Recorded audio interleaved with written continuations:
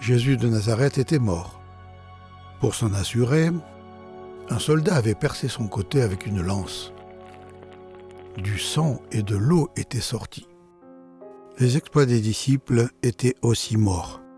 Croyant que Jésus aurait dû écraser les Romains et établir son royaume sur terre, les disciples n'avaient pas encore compris sa promesse qu'il reviendrait à la vie le 3e jour.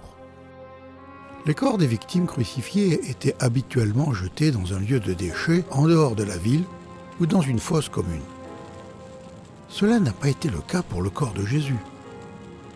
700 ans plus tôt, le prophète Ésaïe avait écrit « On a mis son sépulcre parmi les méchants, son tombeau avec le riche. » Dieu avait prévu que son fils serait enterré dans une sépulture d'honneur. Quand le soir fut venu, un homme riche, qui était d'Arimathée, arriva. Il s'appelait Joseph et était lui aussi disciple de Jésus. Il alla trouver Pilate et lui demanda le corps de Jésus.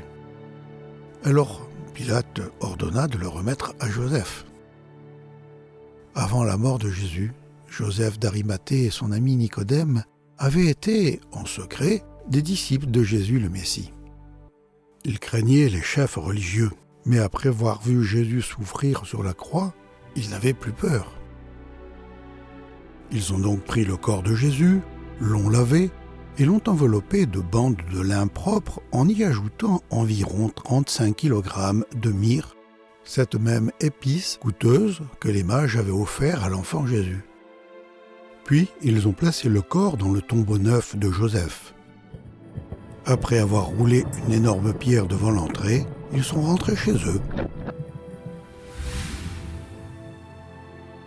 C'était un enterrement royal.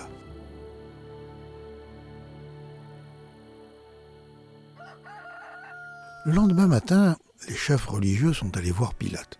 « Excellence, nous nous souvenons que cet imposteur, quand il était encore vivant, a dit « Au bout de 3 jours, je reviendrai de la mort à la vie.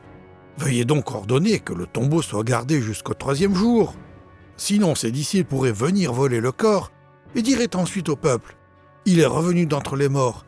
Cette dernière imposture serait encore pire que la première. » Pilate leur dit « Voici des soldats pour monter la garde. Allez et faites surveiller le tombeau comme vous le jugez bon. » Ils allèrent donc organiser la surveillance du tombeau.